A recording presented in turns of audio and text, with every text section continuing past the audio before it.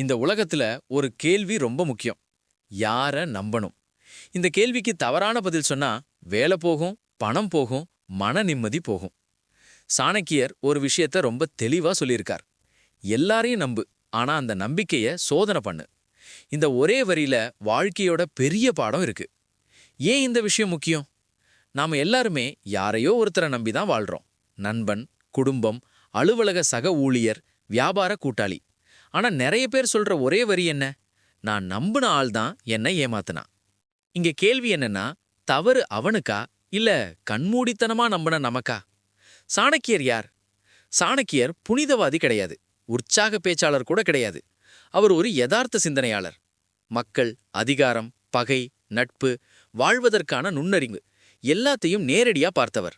அதனால்தான் அவர் சொல்ற நீதிகள் இனிப்பா இருக்காது, ஆனா பயனுள்ளதா இருக்கும். சாணக்கியரின் அடிப்படை நீதி. சாணக்கியர் சொல்லும் முதல் விதி: எல்லாரையும் நம்பு, ஆனா யாரையும் கண்மூடித்தனமா நம்பாத. கண்மூடி நம்பிக்கை ஈக்குவல் டு கண்மூடி வீழ்ச்சி. கண்மூடி நம்பிக்கை ஏன் ஆபத்து? கண்மூடி நம்பிக்கைனா என்ன? நல்லா பேசுனா இவன் நல்லவன்னு முடிவு, சிரிச்சா இவன் உண்மையானவன்னு நினைப்பு, ஒரு உதவி பண்ணினா இவன் நம்ம ஆள்னு உணர்ச்சி. சாணக்கியர் இத பத்தி சொல்றது, வார்த்தைகளை பார்க்காத, செயல்களை கவனி. ஒரு சின்ன கதை. ஒரு ராஜா இருந்தான். அவனுக்கு 2 அமைச்சர்கள். ஒருவன் எப்பவும் இனிமையா பேசுவான், ராஜாவை புகழ்ந்தே இருப்பான். இன்னொருவன் ரொம்ப அமைதியா இருப்பான், தேவையில்லாம பேச மாட்டான். ராஜா யார நம்புனான் தெரியுமா? இனிமையா பேசினவன. அமைதியா இருந்தவன அவன் கவனிக்கவே இல்ல. காலம் போச்சு. இனிமையா பேசினவன் தான் எதிரியோட சேர்ந்து ராஜ்யத்தை விற்க முயற்சி பண்ணான். அமைதியா இருந்தவன் தான் ராஜ்யத்தை காப்பாத்தினான். இங்க சாணக்கியர் என்ன சொல்ல வர்றார்? சத்தம் நம்பிக்கை இல்ல, அமைதி பலவீனம் இல்ல. கவனிக்க தெரிஞ்சவனுக்கு உண்மை தானா வெளிப்படும். நம்பிக்கையை சோதிக்கணும்னா எப்படி? சாணக்கியர் சொல்றது ரொம்ப நடைமுறை விஷயம்.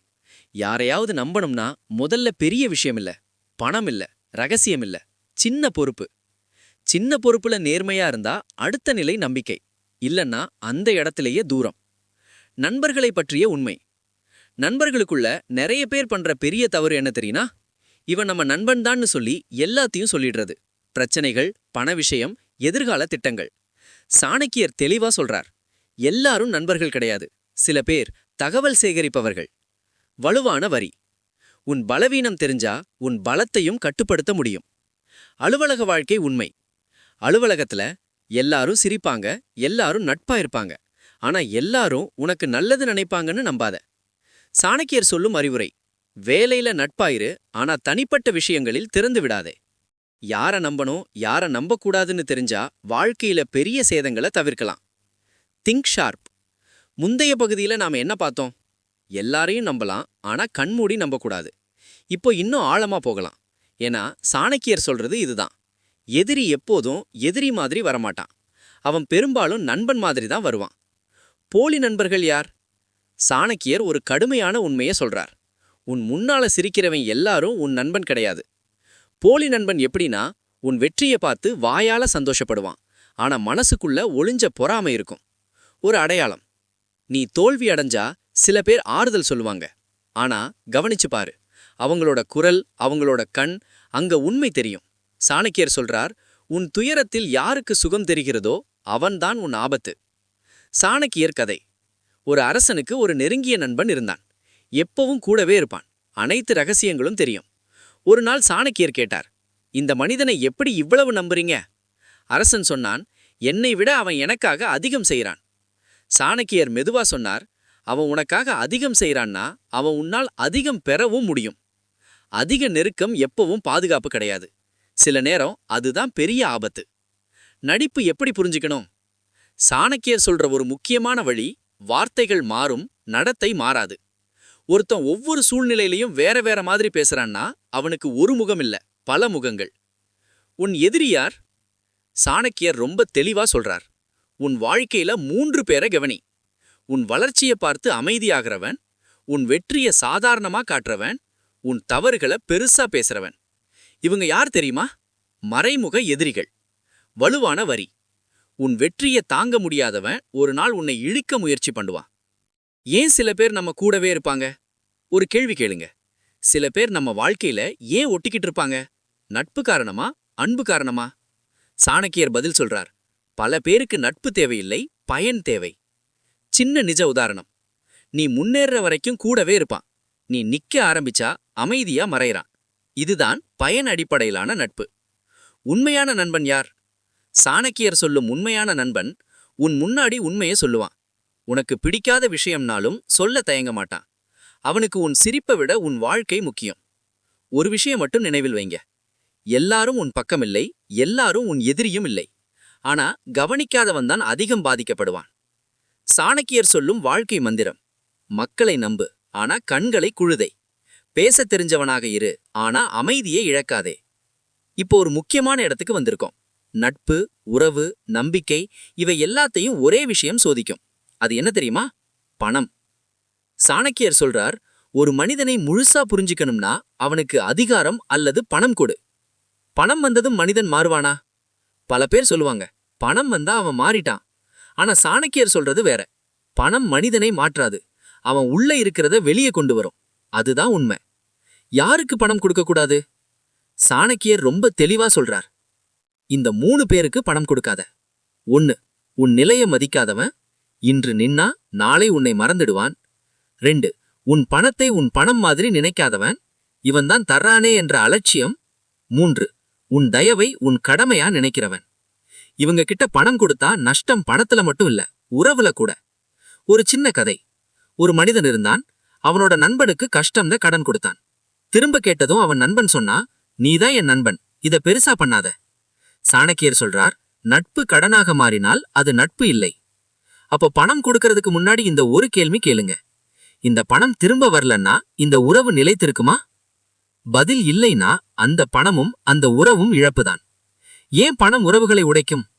ஏன்னா பணம் மனிதனுக்கு எண்ணிக்கையை கற்றுக் கொடுக்கும். யார் எவ்வளவு பயன், யார் எவ்வளவு தேவையானவன். சாணக்கியர் சொல்றார், பணம் இல்லாதவன் உறவுகளால் அறியப்படுவான், பணம் உள்ளவன் பயனால் அளக்கப்படுவான்.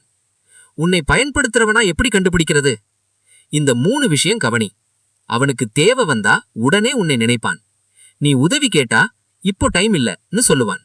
உன் வெற்றியை உன் பணத்தால் தான் விளக்குவான். இவன் நண்பன் இல்லை, பயனர். உண்மையான நம்பிக்கை எங்க இருக்கு? சாணக்கியர் சொல்றார், யார் உன் பணத்தை மறுக்கிறாரோ அவன்தான் உன் உண்மையானவன். ஏன்னா அவனுக்கு உன் பணம் வேண்டாம், உன் மனசு போதும். ரகசியம் பிளஸ் பணம். ஒரு பெரிய தவறு, உன் பணம் விஷயத்தை எல்லாருக்கும் தெரிய விடுறது. சாணக்கியர் சொல்றார், பணம், பலம், ரகசியம் 3ம் மௌனத்தில் பாதுகாப்பு. பணம் உன்னை காப்பாத்தும். பிளைண்டா நம்பினா அதே பணம் உன்னை உடைக்கும். இதுவரைக்கும் நாம நம்பிக்கை, நட்பு, பணம் இதை எல்லாத்தையும் பார்த்தோம். இப்ப சாணக்கியர் சொல்லும் அதிக சக்தி வாய்ந்த ஆயுதத்துக்கு வர்றோம். அது வாள் இல்லை, பணம் இல்லை, அதிகாரம் கூட கிடையாது. மௌனம். சாணக்கியர் சொல்றார், பேச தெரியாதவன் பலவீனன், ஆனா பேச தெரிஞ்சும் பேசாதவன் அதிக சக்தி வாய்ந்தவன். ஏன் மௌனம் சக்தி? இந்த உலகத்துல பெரும்பாலான பிரச்சனைகள் ஒரே காரணத்தால தான் வருது, அதிகமா பேசுறதால. நம்ம கோபத்துல பேசுறோம், சந்தோஷத்துல பேசுறோம், நம்பிக்கையில பேசுறோம், ஆனா சிந்திச்சு பேசுறது ரொம்ப குறைவு. சாணக்கியர் அப்சர்வேஷன். சாணக்கியர் சொல்றார், உன் வார்த்தைகள் உன் திட்டங்களை உன் எதிரிகளுக்கு முன்னாடியே சொல்லிடும். அதனாலதான் அமைதியான மனிதனை யாருக்கும் புரியாது, புரியாதவனை கட்டுப்படுத்தவும் முடியாது. நடிப்பு ஏன் தேவையா? இது கொஞ்சம் கசப்பான உண்மை. சாணக்கியர் சொல்றார், உலகம் உண்மையை விரும்பாது, பயனுள்ள முகத்தையே விரும்பும். அதனால எல்லா இடத்திலையும் உன் முழு உண்மையை காட்டக்கூடாது. உன் மனசுல நீ என்னவோ அதையே எல்லா இடத்திலையும் காட்டினா இந்த உலகம் உன்னை பயன்படுத்தும். நடிப்பு என்றால் பொய் பேசுவதில்லை, எதை காட்டணும் எதை மறைக்கணும் என்று தெரிந்திருப்பது. சாணக்கியர் அண்ட் அரசன். ஒரு அரசன் கேட்டான், என்னோட எதிரிகள் எப்படி என்னை விட ஒரு ஸ்டெப் முன்னாடி இருக்காங்க? சாணக்கியர் சொன்னார், நீ பேசுற எல்லா விஷயமும் அவங்களுக்கு முன்னாடி போயிடுது. அதுக்கு பிறகு அரசன் மௌனமாக ஆரம்பித்தான். சில நாளில்ல எதிரிகள் குழம்பினாங்க, ஏன்னா அவங்களுக்கு அவன் என்ன யோசிக்கிறான்னு தெரியல. Sharp line. உன்னை புரிந்து கொள்ள முடியாதவனிடம் யாருக்கும் மேல் அதிகாரம் கிடையாது. எப்ப பேசணும் எப்ப பேசக்கூடாது? பேசணும் உன் மதிப்பு பாதிக்கப்படும் போது, உண்மை தேவைப்படும் போது, உன் எல்லையை வரையறுக்க. பேசக்கூடாது கோபத்தில், பயத்தில், எல்லாரும் பேசுற நேரத்துல. இறுதி சாணக்கியர் சூத்திரம்.